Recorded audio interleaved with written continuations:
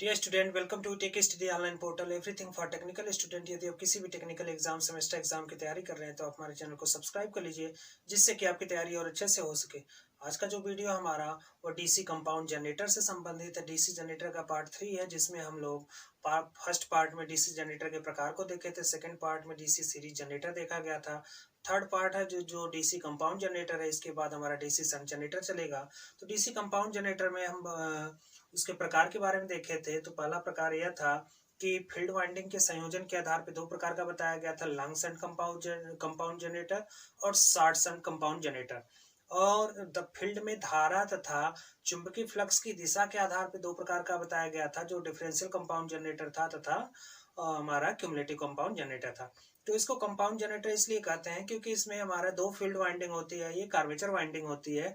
तो कभी कभी हमसे पूछा जाता है कि डीसी कंपाउंड जनरेटर में कितनी वाइंडिंग होती है, तो आप कह सकते हैं कि दो फील्ड वाइंडिंग, एक सीरीज फील्ड वाइंडिंग होता है, दूसरा शंट फील्ड वाइंडिंग होता है, और तीसरा आर्मेचर वाइंडिंग होता है, जो किसी भी प्रकार के जनरेटर में कॉमन होता है। तो यहाँ पे आप देख सकते हैं डीसी जनरेटर का पार्ट 3 चल रहा है। पार्ट 2 तक हम लोग देख चुके थे। अगर अभी तक आपने उसको नहीं देखा तो हमारे प्लेलिस्ट में जाके वीडियो को देखें, जिससे कि डीसी जनरेटर से संबंधित जो भी कंफ्यूजन हो वो दूर हो। तो डीसी जनरेटर का पार्ट 3 चल रहा है। डीसी जनरेटर के पार्ट 3 में आज हम लोग देखेंगे डीसी कंपाउंड जनरेटर, जिसमें कि फील्ड वाइंडिंग की स्थापना के आधार पर डीसी कंपाउंड जनरेटर को दो भागों में बांटा गया है। एक है शॉर्ट शंट कंपाउंड जनरेटर और दूसरा है लॉन्ग शंट कंपाउंड जनरेटर।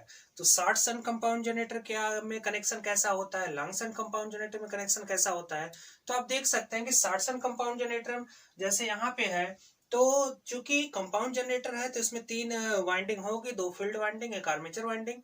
तो दो फील्ड वाइंडिंग को हम हो सकता है, चूंकि जो सीरीज फील्ड वाइंडिंग होती है आर्मेचर के साथ श्रेणी क्रम में ही जुड़ा होता है, जो मोटे तार का कम टर्न होता है, और जो शंट फील्ड वाइंडिंग होती है आर्मेचर के पैरेलल या कह सकते हैं समांतर में जुड़ा होता है। तो उनके संयोजन के आधार पर यह शॉर्ट शंट कंपाउंड जनरेटर है, लॉन्ग शंट कंपाउंड जनरेटर है। तो जो शॉर्ट शंट कंपाउंड जनरेटर है, इसमें जो हमारा सीरीज फील्ड होता है वह देखिए यह सीरीज फील्ड हो गया, जिसको D1 D2 से प्रदर्शित करते हैं। पीछे जैसा बताया जा चुका है डीसी सीरीज जनरेटर में कि सीरीज फील्ड की जो वाइंडिंग होती है इसे D1 D2 से दिखाते हैं, जो शंट फील्ड की वाइंडिंग होती है इसे E1 E2 से दिखाते हैं, और जो आर्मेचर का टर्मिनल होता है उसे A1 A2 से दिखाते हैं। तो यहाँ पे आप देख सकते हैं कि हमारा जो शंट फील्ड की वाइंडिंग है इसके दो टर्मिनल है, E1 E2 से प्रदर्शित किया गया है। शंट फील्ड में जब टर्नों की संख्या होती है वो 3 से 5 होती है, और सीरीज फील्ड में जो टर्नों की संख्या होती है वह 2 से 3 होती है। कभी कभी आप देख सकते हैं कि यह शॉर्ट शंट कंपाउंड जनरेटर है या लॉन्ग शंट कंपाउंड जनरेटर है। तो शॉर्ट शंट कंपाउंड जनरेटर या लॉन्ग शंट कंपाउंड जनरेटर में जो हमारा सीरीज फील्ड वाइंडिंग होता है या शंट फील्ड वाइंडिंग होता है, तो आपसे पूछा जाता है कि फील्ड पोल के पास वाली वाइंडिंग कौन सी वाइंडिंग होती है। तो फील्ड पोल जो होता है, फील्ड पोल के पास वाली जो वाइंडिंग होती है वह हमारा जो शंट फील्ड वाइंडिंग होती है उसके ऊपर इंसुलेशन लगा होता है। इंसुलेशन के ऊपर हमारा सीरीज फील्ड वाइंडिंग जुड़ा होता है। क्योंकि कंपाउंड जनरेटर है तो कंपाउंड जनरेटर में दो फील्ड वाइंडिंग होगा, एक आर्मेचर वाइंडिंग होगा। तो फील्ड पोल पर फील्ड वाइंडिंग स्थापित किया जाता है, सबको मालूम है। तो फील्ड पोल पर जो फील्ड पोल के ऊपर जो वाइंडिंग होती है वह हमारा शंट फील्ड वाइंडिंग होता है, उसके ऊपर इंसुलेशन लगा होता है। इंसुलेशन के ऊपर फील्ड पोल से दूर जो वाइंडिंग होता है वो सीरीज फील्ड वाइंडिंग होता है। तो यहाँ पे आप देख सकते हैं यह शॉर्ट शंट कंपाउंड जनरेटर है, तो जिसमें यह शंट फील्ड वाइंडिंग आर्मेचर के समांतर क्रम में, और हमारा जो सीरीज फील्ड वाइंडिंग है आर्मेचर के यहाँ लोड के श्रेणी क्रम में, यह याद रखिएगा।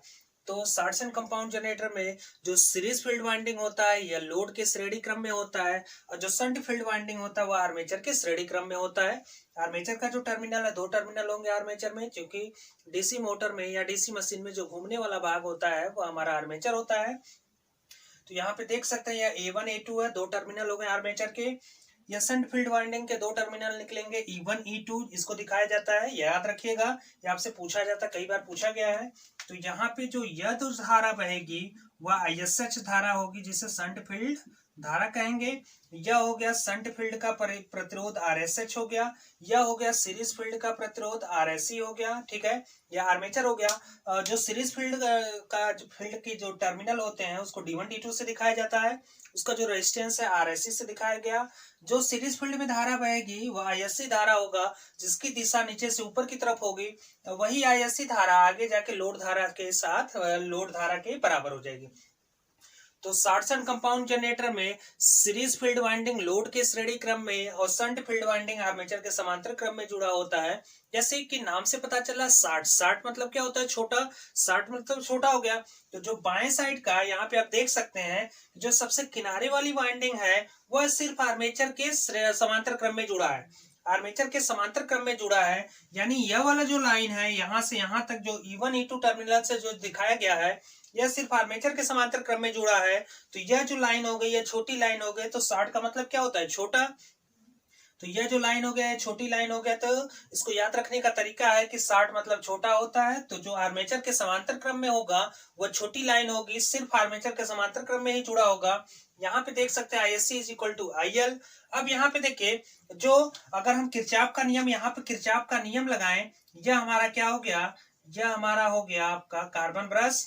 हमें पता है कि डीसी मशीन में कार्बन ब्रश लगाया जाता है। कार्बन ब्रश का काम क्या है, यह क्या करेगा, कार्बन ब्रश हमारा कम्यूटेटर से जुड़ा होता है। अब कम्यूटेटर से यह कार्बन ब्रश क्या होता है, स्प्रिंग के साथ जुड़ी होती है जो दबाव बनाता है कम्यूटेटर पे।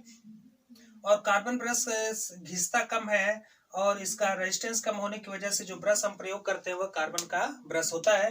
तो यहाँ पे देखिए, जो यहाँ पे अगर इस पॉइंट पे हम KCL का नियम लगाएं तो KCL का नियम जो होता है वो क्या होता है, किसी नोड या जंक्शन पे आने वाली धारा का योग जाने वाली धारा के योग के बराबर होता है।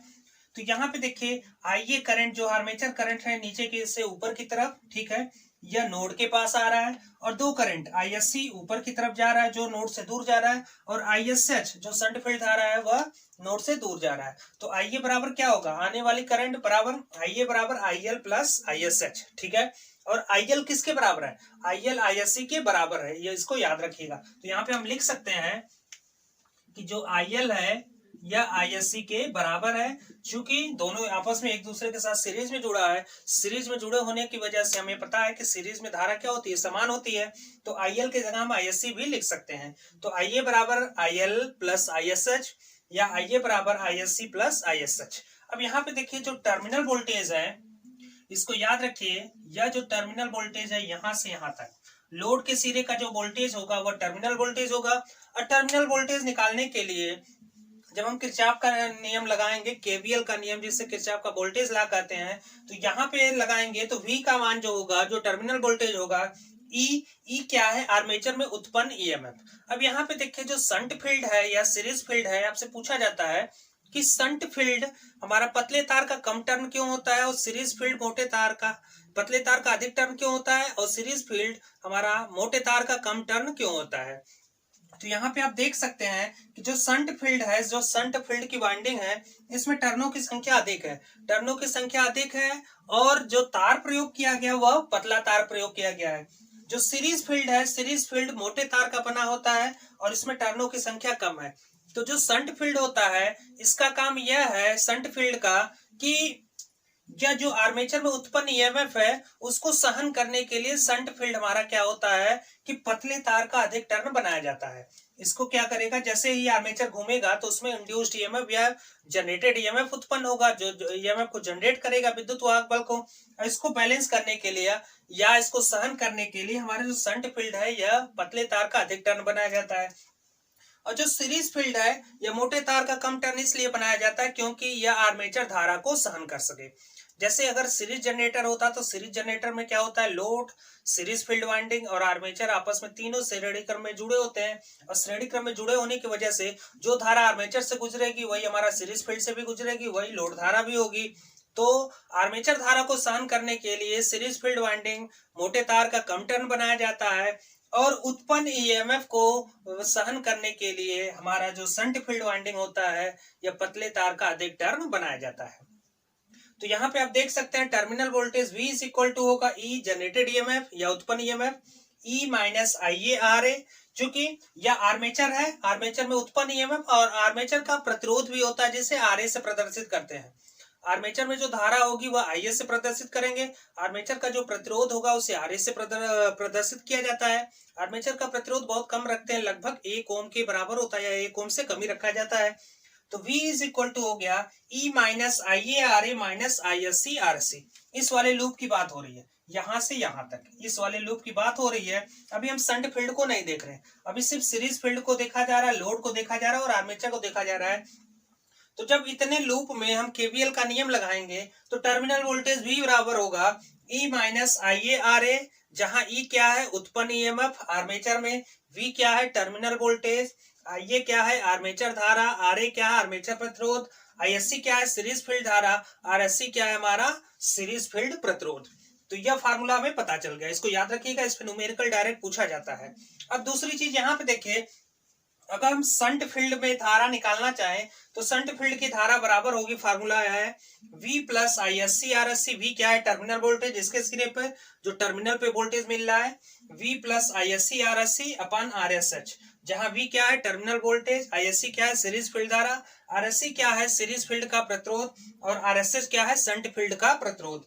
अब यहाँ पे देखिए P इन इनपुट पावर, इनपुट पावर का कहने का मतलब यह है कि चूंकि डीसी जनरेटर को जो इनपुट दिया जा रहा है, जो इनपुट उसे मिल रहा है, या अंदर जो जनरेटेड ईएमएफ है पावर, चूंकि डीसी में जो पावर होता है शक्ति बराबर होता है वोल्टेज गुणे धारा, डीसी में जो शक्ति होता है वह होता है वोल्टेज गुणे धारा। तो इनपुट पावर जो होगा, इनपुट शक्ति होगी वह input voltage into input current, दोनों के क्या होगा मल्टीप्लिकेशन के बराबर होगा। तो जो इनपुट वोल्टेज है वह कहाँ जनरेट होगा, हमारा आर्मेचर में, और आर्मेचर में धारा जो है IA, तो इनपुट पावर हो गया E इंटू IA, ठीक है।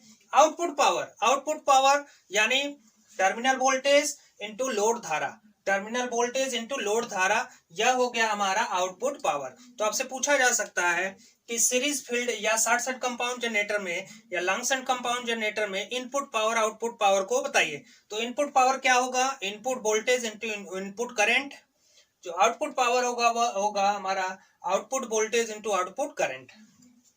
तो यह जो हो गया हमारा शॉर्ट सर्किट कंपाउंड जनरेटर का फुल डिटेल हो गया कि कैसे कैसे क्या चल रहा है। अब हम देखेंगे लॉन्ग शंट कंपाउंड जनरेटर। तो लॉन्ग शंट कंपाउंड जनरेटर का जैसे नाम से ही पता चल रहा है लॉन्ग। अभी तक शॉर्ट शंट कंपाउंड जनरेटर में क्या था कि शॉर्ट मतलब छोटा था, तो यानी जो हमारा आर्मेचर के समांतर क्रम में जो वाइंडिंग जुड़ेगी, जो शंट फील्ड जुड़ेगा सिर्फ आर्मेचर के समांतर क्रम में जुड़ेगा, इसलिए यह जो लाइन थी यह छोटी लाइन थी, इसलिए इसे शॉर्ट शंट कंपाउंड जनरेटर कहा गया। अब लॉन्ग का मतलब होता है बड़ा, तो जो हमारा आर्मेचर, जो हमारा जो शंट फील्ड की वाइंडिंग होगी वह आर्मेचर और सीरीज फील्ड दोनों के समांतर क्रम में जुड़ेगा। यहाँ पे क्या था कि हमारा शंट फील्ड सिर्फ आर्मेचर के समांतर क्रम में जुड़ा था, इसलिए इसे शॉर्ट शंट कंपाउंड जनरेटर कहा गया। यहाँ पे शंट फील्ड वाइंडिंग हमारा आर्मेचर और सीरीज फील्ड दोनों के समांतर क्रम में जुड़ा है, इसलिए इसे लॉन्ग शंट कंपाउंड जनरेटर कहेंगे। तो यहाँ पे देखिए क्या है, यह सीरीज फील्ड वाइंडिंग हो गई जिसके टर्मिनल को D1 D2 से दिखाया गया, इसके प्रतिरोध को RSC से दिखाया गया, इसमें जो करंट बह रहा है वह ISC ऊपर की तरफ करंट बहेगा। जो आर्मेचर है, आर्मेचर का देख सकते हैं कि आर्मेचर में जो उत्पन्न ईएमएफ है उसको E से प्रदर्शित किया गया, आर्मेचर का जो टर्मिनल है उसे A1 A2 से प्रदर्शित किया गया। और यहाँ पे भी आर्मेचर के पास क्या होता है, दो कार्बन ब्रश बनी होती है, और कार्बन का ब्रश इसलिए बनाते हैं कि यह घिसता कम है और इसका प्रतिरोध कम होता है। प्रतिरोध कम होने की वजह से इस पे जो ड्रॉप होगा वह कम होगा। कार्बन का जो ब्रश बना होता है यह घिसता कम है, और यह ब्रश हमारा क्या होता है कम्यूटेटर पर स्प्रिंग के द्वारा, यह स्प्रिंग से तनाव बनाए रहता है, दबाव बनाए रहता है। यह हो गया हमारा कार्बन ब्रश। तो अब देख सकते हैं A1 A2 टर्मिनल हो गया, चूंकि आर्मेचर में भी दो टर्मिनल निकलेंगे A1 A2, और हमारा सीरीज फील्ड हो गया D1 D2 से, सीरीज फील्ड के टर्मिनल को D1 D2 से दिखाया गया। यहाँ पे देख सकते हैं कि ISC और IA, ISC क्या है सीरीज फील्ड धारा, IA क्या है हमारा आर्मेचर धारा, यह दोनों बराबर है। ISC और IA क्या है, इसको बराबर है, तो हम यहाँ पे लिख सकते हैं कि सीरीज फील्ड धारा बराबर आर्मेचर धारा, यह बराबर है। अब यहाँ पे देखिए इस पॉइंट पे बात हो रही है, इस नोड पे अगर हम देखें KCL का नियम लगाएं तो किसी भी नोड या जंक्शन पे आने वाली धारा का योग बराबर होता है जाने वाली धारा के। तो हमारा देखिए IA या ISC क्या जंक्शन की तरफ आ रहा है, तो हम इसको क्या यहां से लिख सकते हैं IA is equal to ISC। देखिए यहाँ पे लिखा गया IA is equal to ISC, यह बराबर होगा जंक्शन से दूर जाने वाली करंट। तो जंक्शन से दूर जाने वाली जो करंट है हमारा ISH है शंट फील्ड करंट, और हमारा IL है जो कि लोड का करंट है। तो IA बराबर ISC बराबर IL प्लस ISH के बराबर होगा। तो यह हो गया हमारा आर्मेचर धारा या सीरीज फील्ड धारा। चूंकि हमारा है क्या कि सीरीज फील्ड और आर्मेचर दोनों श्रेणी क्रम में जुड़ा है, और श्रेणी क्रम की विशेषता होती है कि श्रेणी क्रम में जितने भी लोड या जितने भी कंपोनेंट जुड़े हैं सब में धारा क्या होगी, समान होगी। तो धारा सब में क्या हो गया, समान हो गया, धारा समान हो गया। अब देखिए अगर यहाँ का टर्मिनल वोल्टेज V है,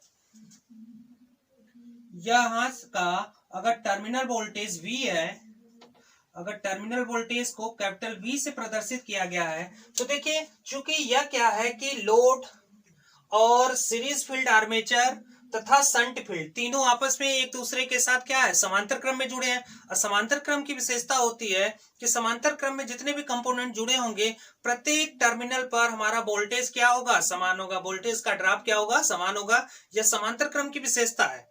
और सीरीज फील्ड में क्या होता है, जितने भी लोड या जितने भी कंपोनेंट श्रेणी क्रम में जुड़े हैं वहां पे क्या होगा कि सबके सिरे पे करंट का मान समान होगा। तो अगर यहाँ टर्मिनल वोल्टेज V है तो इनके सिरे पे भी टर्मिनल वोल्टेज हमारा V होगा, और इनके सिरे पे भी टर्मिनल वोल्टेज हमारा V होगा। तो यहाँ पे वोल्टेज कितना मिल गया, V, और यहाँ का रेजिस्टेंस क्या है, RSH।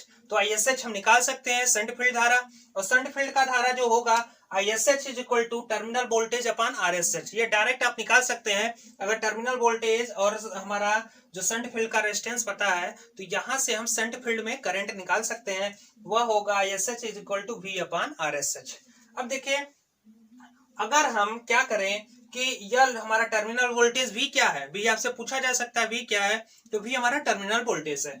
तो अगर टर्मिनल वोल्टेज V पता है और आर्मेचर में उत्पन्न EMF E पता है और सीरीज फील्ड का करंट और हमारा आर्मेचर का करंट पता है, तो यहाँ पे अगर हम इस लूप में KVL का नियम लगाएं सिर्फ ही तो इस वाले भाग में आर्मेचर, सीरीज फील्ड और लोड, इस वाले भाग में अगर KVL का नियम लगाएं, किरचॉफ वोल्टेज का नियम लगाएं, तो उस आधार पे V बराबर होगा टर्मिनल वोल्टेज बराबर E यानी generated EMF minus IaRa, IA क्या है हमारा आर्मेचर धारा, RA क्या है armature resistance, minus ISC RSC, ISC क्या है सीरीज फील्ड धारा और RSC क्या है हमारा सीरीज फील्ड का रेजिस्टेंस। तो यह पता चल गया हमारा। जैसे इसके पहले हमारा यहाँ पे देख सकते हैं कि जो शॉर्टसन कंपाउंड जनरेटर में जो टर्मिनल वोल्टेज और जनरेटेड EMF में जो रिलेशन बन रहा था V is equal to E minus IaRa minus ISC RSC, ऐसे ही यहाँ पर V is equal to E minus IaRa minus ISC RSC मिल गया।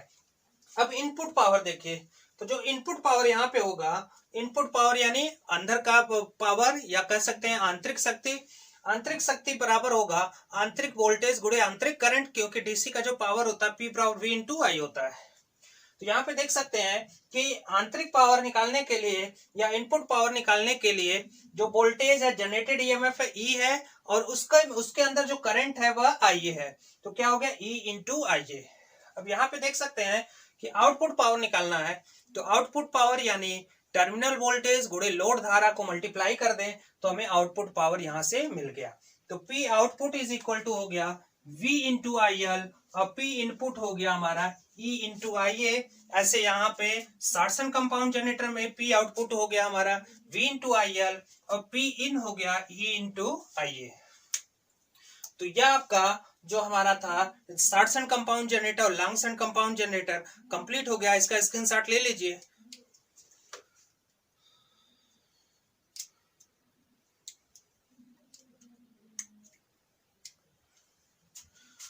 तो यह हमारा कंप्लीट हो गया शॉर्टसन कंपाउंड जनरेटर और लॉन्ग शन कंपाउंड जनरेटर। या कंपाउंड जनरेटर हमारा फील्ड वाइंडिंग के कनेक्शन के आधार पे दो प्रकार का बताया गया, शॉर्टसन कंपाउंड जनरेटर और लॉन्ग शन कंपाउंड जनरेटर। जो नेक्स्ट वीडियो हमारा होगा वो कंपाउंड जनरेटर से ही संबंधित होगा, जिसमें हम फ्लक्स का डायरेक्शन या फ्लक्स की दिशा के आधार पे कंपाउंड जनरेटर को कितने भागों में बांटेंगे और उसकी क्या क्या प्रॉपर्टी होगी उसको डिस्कस किया जाएगा। तो आज का वीडियो यहीं समाप्त करते हैं। उम्मीद है कि वीडियो आपको पसंद आई होगी। अगर वीडियो आपको पसंद आई है तो वीडियो को लाइक करें, चैनल को अभी तक आपने सब्सक्राइब नहीं किया तो सब्सक्राइब कर ले तथा बेल आइकन जरूर दबाएं, जिससे कि वीडियो से संबंधित लेटेस्ट अपडेट सबसे पहले आपको मिले।